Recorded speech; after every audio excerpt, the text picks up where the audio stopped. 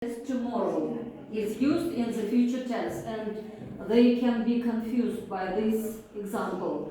And here you can prepare your answer in advance. For example, present continuous is also used to express future tense, but an adverb, if there is an adverb of time which denotes the time of action, for example, tomorrow, next week, at night, and etc.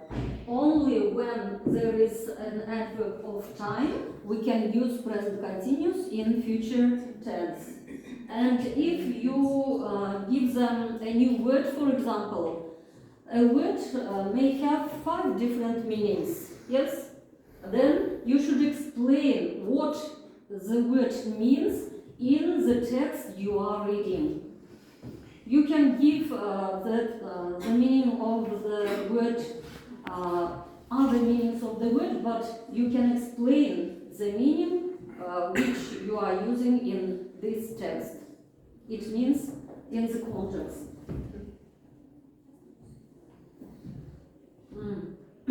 I have told at the previous lesson, after Mulder's and Leila's lesson, I have told that I would like you to introduce with 2 types of questions, ICQ and CCQ questions. ICQ question, information checking questions. Questions which check how students understood the task. We should ask, it's very important to ask questions after giving instructions. Before each task, you should give instructions to students. Instructions should be clear and short, not very long. And you should never ask students, do you understand? I have heard this question at the previous lessons. Do you understand? It's not correct. You shouldn't ask them, is it clear? Do you understand? You know in advance that they will answer yes, everything is clear. But in fact, they don't understand anything. Because some students don't listen to you at the lesson, yes? That's why we should check. I'll give you examples after this slide. The next CCQ question, concept checking questions. Questions asked when a new topic or new vocabulary is covered from grammar. It's not according to the instruction. It's according to the new topic, vocabulary or grammar. CCQs serve 2 purposes: to find out what students understand and what they don't understand, and to help them to understand by asking these questions. Now I will give you examples of ICQ questions. For example, the task, do exercise 5, complete the sentences with the given words. You will work in pairs. Now, in order to check students if they understand or not understand the task, you ask. You don't ask, is it clear? Yes? You ask, what are we going to do right now? They say, we are going to work in pairs, or we are going to write an exercise. Okay, are we going to match or complete the sentences? Yes, we are going to match the correct answers. Are we going to work individually or in pairs? Are we going to read the text? No, we are going to write. Yes? These are ICQ questions. Next, CCQ question according to grammar.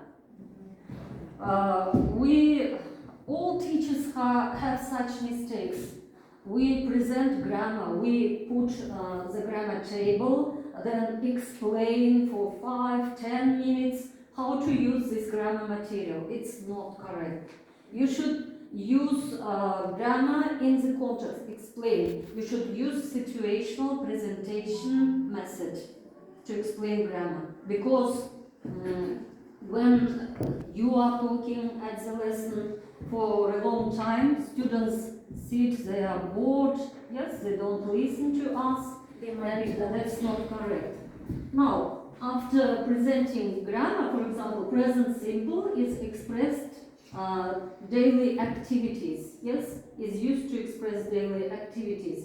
You ask in order to check their understanding or to help them understand present simple, usage of present simple. Do they repeat this action every year?